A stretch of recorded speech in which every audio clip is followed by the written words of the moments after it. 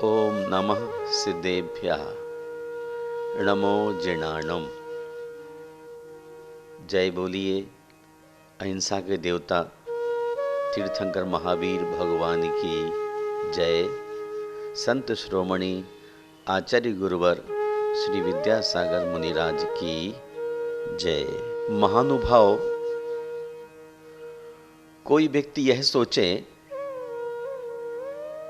कि वह किसी बाहरी शक्ति अथवा अर्थ शक्ति के बल पर अपने मन का अंधकार दूर कर लेगा, जीवन पथ में बिछे कांटे बुहार लेगा, अपने दुख को सुख में बदल लेगा, तो यह उसकी बहुत बड़ी भ्रांति है। कारण परिग्रह के गर्भ में दुख और पश्चाताप ही सन्निहित है।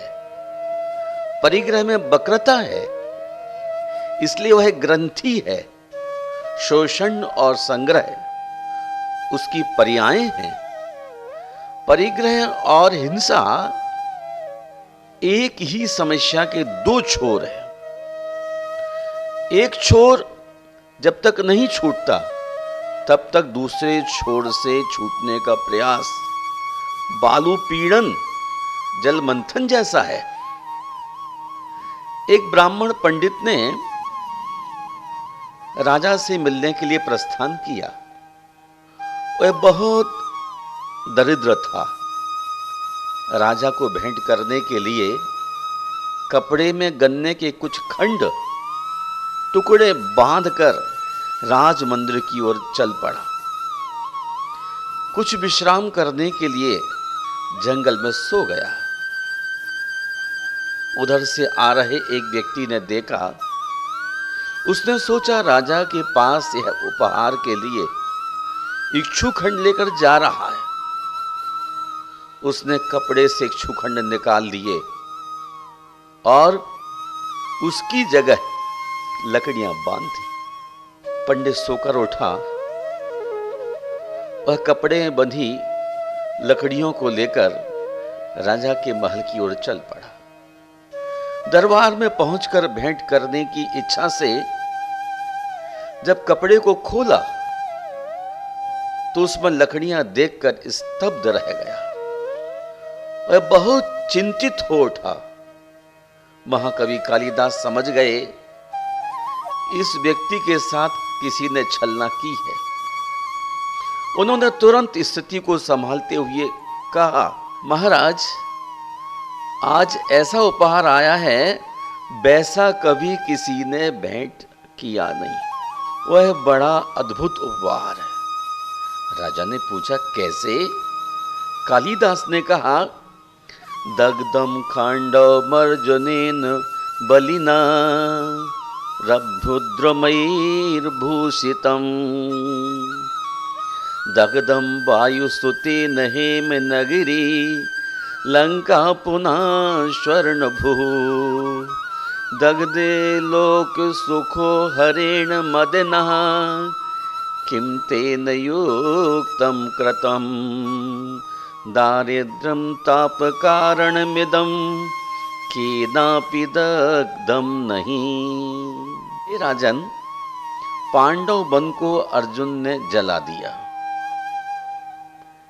हे राजन, खांडव वन को अर्जुन ने जला दिया।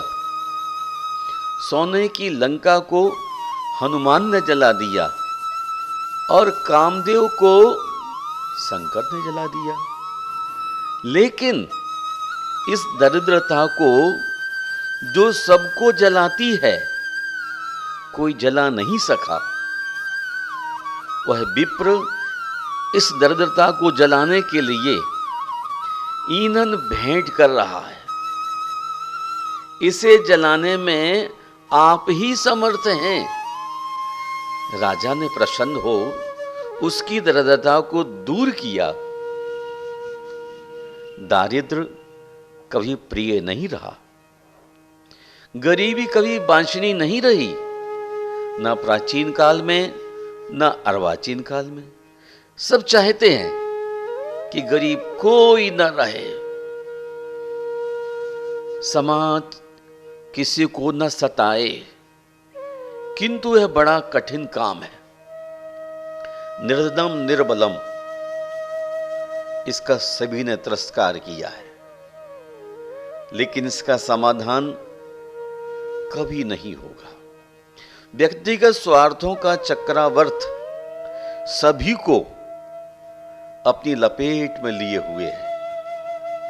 मनुष्य के स्वार्थ और उसके मनोवेग को उजागर करते हुए अर्वाचीन और प्राचीन अर्थशास्त्री इसी निर्णय पर पहुंचे कि व्यक्तिगत प्रेरणा और व्यक्तिगत स्वार्थ मनुष्य से जितना और जो कार्य करवाता है उतना और कोई नहीं करवाता। स्वार्थ मनुष्य की एक बहुत बड़ी प्रेरणा है और बहुत प्रिय एवं आकर्षक भी है। इसको हवा देने वाला एक ही प्रभावक तत्व है, वह है बढ़ती हुई इच्छाओं का उद्वेग। मनुष्य की मनोवृत्ति ही ऐसी है कि वह प्राप्त से असंतुष्ट, अतृप्त है और अप्राप्त की ओर भाग रहा है, जो न प्रिय है न ही हितकर है। भगवान महावीर ने इन दो शब्दों की 3 बिंदुओं द्वारा बड़ी मार्मिक सुंदर मीमांसा की है। प्रथम बिंदु में कहते हैं, एक बात बहुत प्रिय लगती है किंतु हितकर नहीं, जैसे स्वार्थ वृत्तियां। द्वितीय बिंदु, एक बात हितकर तो है किंतु प्रिय नहीं है, जैसे कटु औषधि और लोक व्यवहार में मान्य कटु सत्य।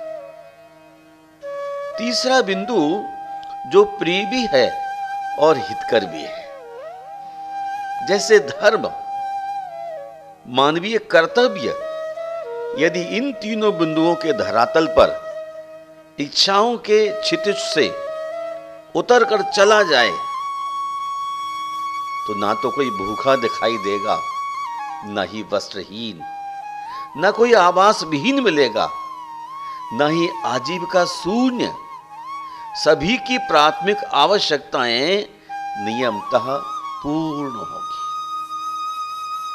सवाल यह है, किस राह पर चले कौन? इच्छा निरोध कर व्रत ले, स्वार्थ शून्य का घंटा कौन बजाए? सभी की हट केकड़े की पकड़ की तरह है। बहुत सुंदर सूक्ति है, सर्वारंभा तंदुल प्रस्थ मूलाम। मनुष्य की सारी प्रवृत्तियां एक सेर चावल के लिए थीं और हैं। यदि सेर भर चावल की आवश्यकता न होती तो फिर उसे प्रवृत्ति की कोई अपेक्षा न थी, न होगी। किंतु वर्तमान युगी मनुष्य ने इस तथ्य को झुठला दिया है, भुला दिया है। औद्योगिक विकास और अर्थ का नशा उस पर इतना हावी हो रहा है कि वह अपना होश खो जोश के साथ अर्थ विकास में जुट प्राण खो रहा है। एक सत्य घटना है। एक कृषक बहुत दरिद्र था।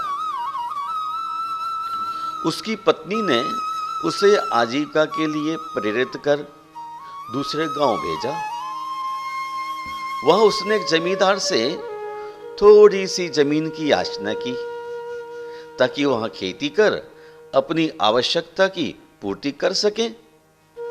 जमींदार ने कहा, नदी पार चलो, तुम्हें जितनी चाहिए हो ले लेना। दोनों ब्रह्म मुहूर्त में नदी के उस पार चल पड़े। अंधकार के सघन चीर को चीर कर प्रभात का अभिवादन करने वाली सूर्य की प्रथम किरण के साथ दोनों सरिता के उत्तर तटीय प्रदेश पर पहुंच गए। जमींदार ने कहा, बंधु, यहां चतुर्दिशाओं में सैकड़ों मील फैला भूखंड है। तुम जितना चाहो ले लो, लेकिन शर्त है, सुबह से शाम तक तुम अपने पैरों से पैदल चलकर जितने भूखंड को नाप लोगे उतना ही तुम्हारा होगा। संध्या बंदन कर जाती हुई सूर्य की किरण के साथ तुम्हारा कार्य समाप्त हो जाना चाहिए। कृषक ने सहर्ष शर्त स्वीकार कर ली, बिना कुछ तर्क वितर्क किए। वह समय नहीं गंवाना चाहता था, सो जल्दी चिन्ह स्वरूप ध्वज गाड़ कर चल पड़ा। लंबे लंबे कदम बढ़ाते हुए प्रति घंटा 8 किलोमीटर की रफ्तार से सर्वप्रथम सरिता के दक्षिण तट से पूर्व की ओर बढ़ा। 3 घंटों में उसने 24 किलोमीटर जमीन नाप ली। वहां उसने एक बड़ी सी शिलाखंड को प्रतीक बनाया और उत्तर की ओर भागने लगा। प्यास से कंठ सूख रहा था, किंतु तेजी से लोभ भी दौड़ रहा था। सोचने लगा, यदि पानी खोजूंगा, पीऊंगा तो 15-20 मिनट खत्म हो जाएंगे। त्रसा का तिरस्कार कर वह भागने लगा। भागते भागते जब वह 24 किलोमीटर की यात्रा तय कर चुका, तो उसने पाया सूर्य नारायण सिर पर खड़े हैं। पैर जवाब देने लगे, कंठ तालू से चिपक गया। श्वास लेने के लिए जैसे ही खड़ा हुआ, उसके मस्तिष्क में एक विचार कौंधा, अरे पगले, आधा दिन तो निकल गया, आधा ही तो हाथ में है। यह भी निकल गया तो वापस कैसे लौटूंगा? क्योंकि समय और सिंधु की लहरों ने कब किसका इंतजार किया है। आज की ही तो बात है, कल मैं कितना बड़ा आदमी बन जाऊंगा, कितने मौज होंगे मेरे। यह सुखद प्रिय विचार उसे गुदगुनाने लगा। परंतु उस अभागे के लिए, इन विचारों के लिए अवकाश ही कहां था। वहां पर भी एक विशाल बट वृक्ष को निशाना बना पहले से भी अधिक तेज गति से भागने लगा। लगता था मानो आगामी सुखों के गुदगुदे स्वप्न विचारों ने उसकी कंठ की प्यास बुझा दी थी और पैरों में बल आ गया। सचमुच ही धन सबसे बड़ा बल है। पलक झपकते ही उसकी यात्रा का क्रम उत्तर से पश्चिम की ओर मुड़ गया। चलते चलते 3 घंटे समाप्त हो गए। दोपहर शाम की ओर ढुलकने लगी। सूर्य की यात्रा का केवल एक ही भाग शेष था।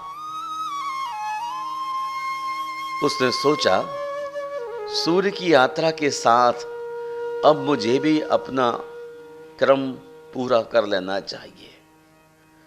जो पश्चिम से दक्षिण की ओर अभी शेष है, मैंने तीनों दिशाओं में कितनी जमीन पैरों से नाप ली, अभी क्या हिसाब लगाऊं? कहीं बाहर तो जाना नहीं है, फिर चिंता किस बात की है? समय क्यों खोऊं?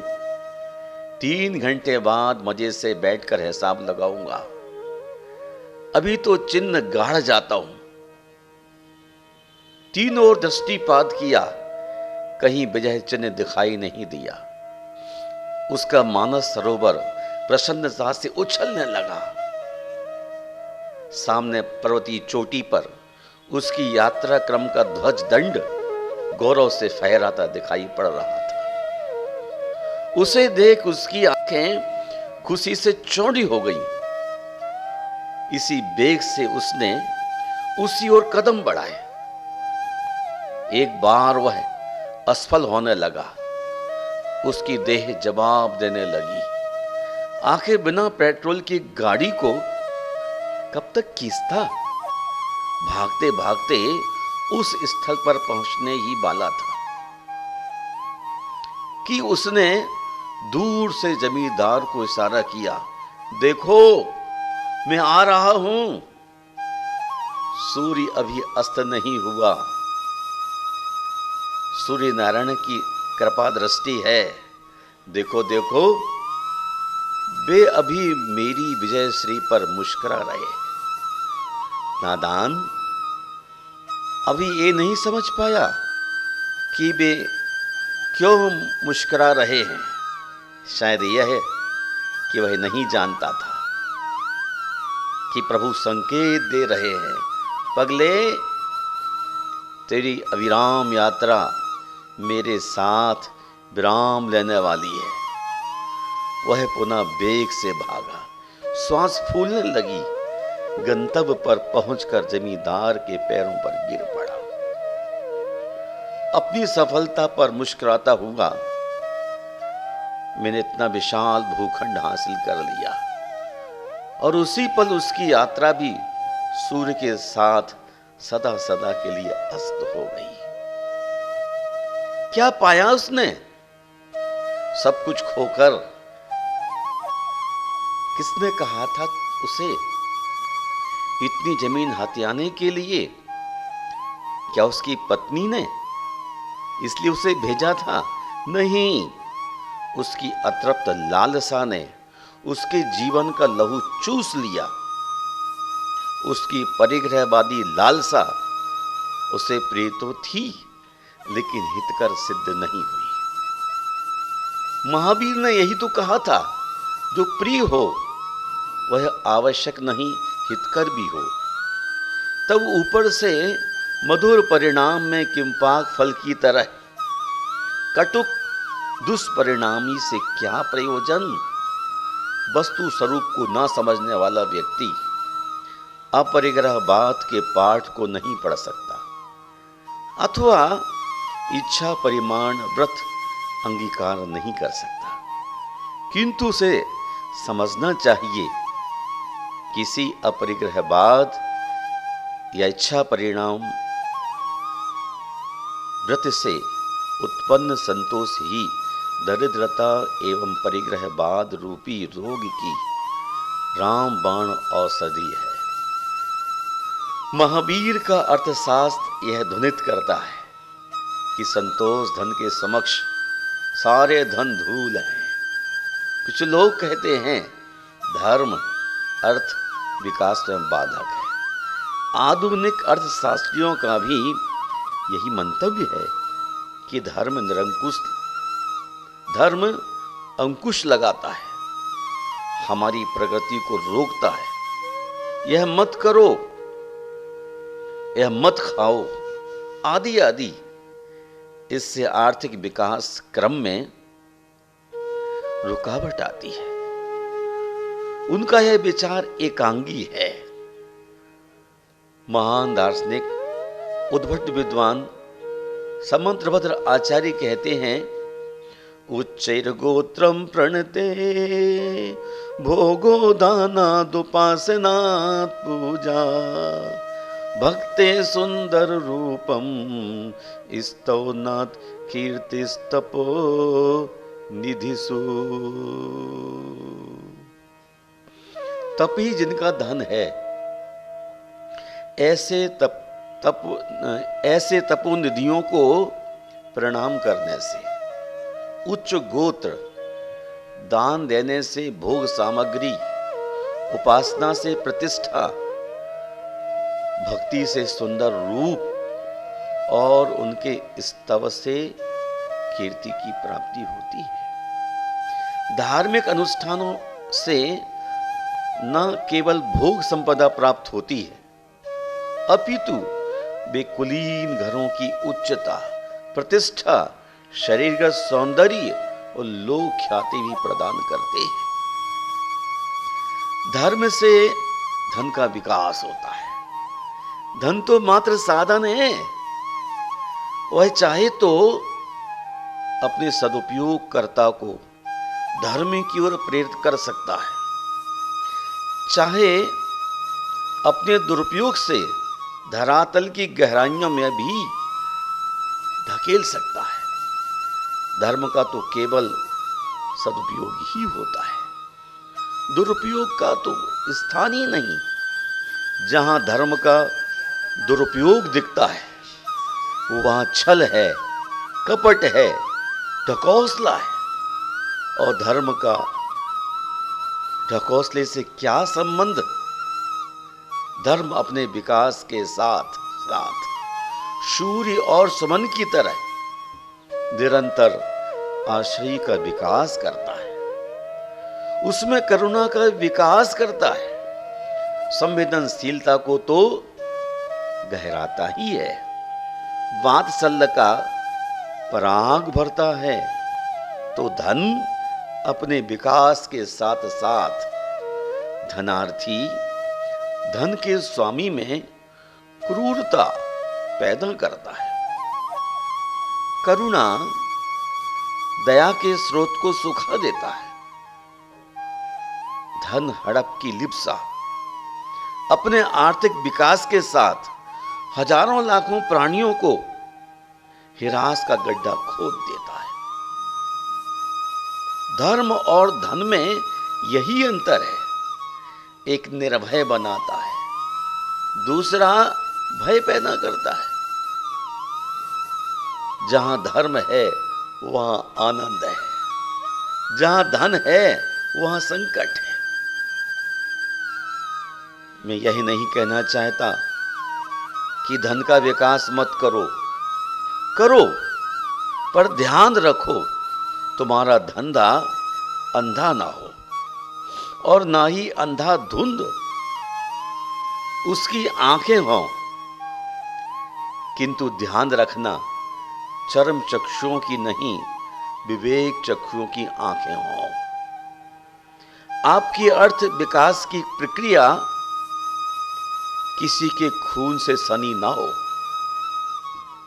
उसकी नींव शोषण की ईंटों से न रखी गई हो। यदि ऐसा ही ख्याल है तो निश्चित ही आप धर्मात्मा हैं, अहिंसक हैं। ऐसी स्थिति में गरीबी की रेखा तले जीने वालों की संख्या निश्चित कम हो जाएगी।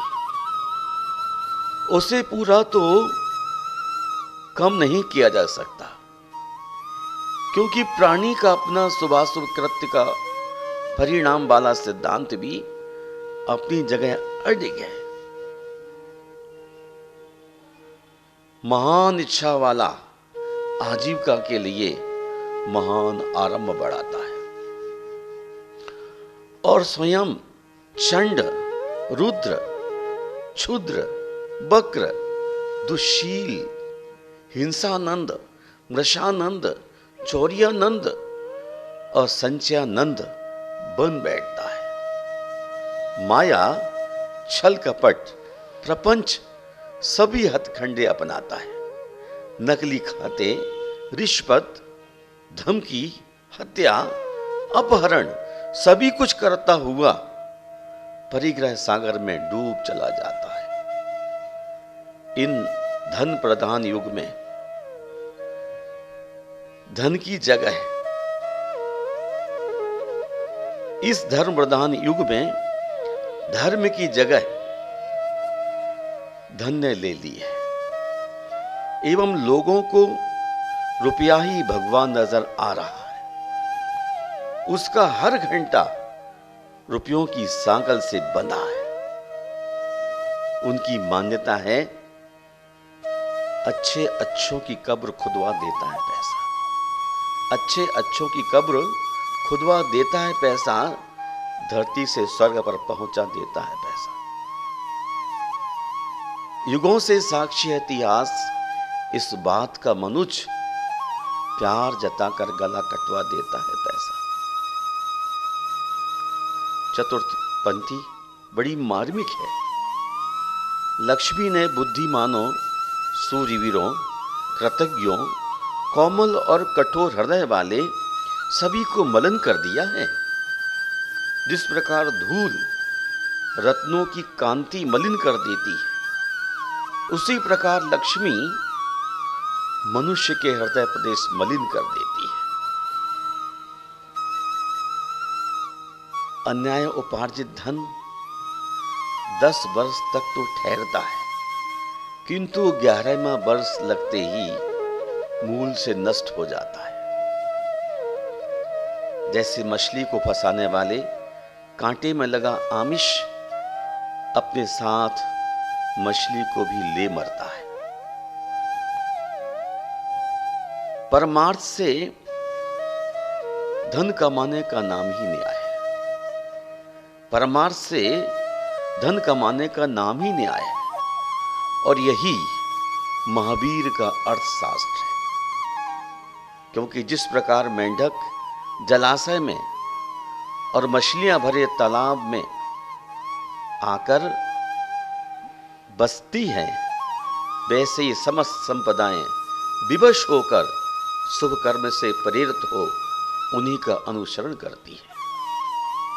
भगवान महावीर ने अपने अर्थशास्त्रियों को यही उद्घोष किया है कि धर्म का तिरस्कार करके धन नहीं कमाया जा सकता। चारों पुरुषार्थों का क्रम भी यही है, धर्म, अर्थ, काम और मोक्ष। धर्म पुरुषार्थ के अभाव में अर्थ पुरुषार्थ अन्याय है, काम पुरुषार्थ व्यभिचार है, और मोक्ष तो कल्पना शून्य है।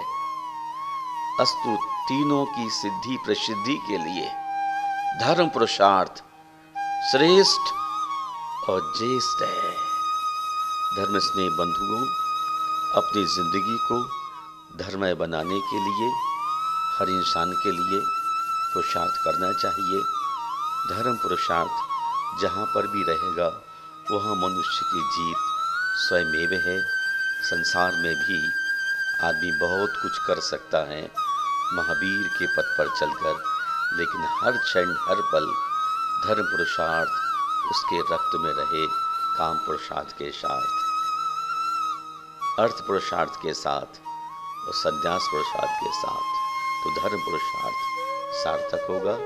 इन्हीं शब्दों के साथ मैं विराम लेता हूँ और आप सबके मंगल की कामना करता हूँ कि धर्म पुरुषार्थ करते हुए मनुष्य जीवन को आगे बढ़ाने का पुरुषार्थ करें।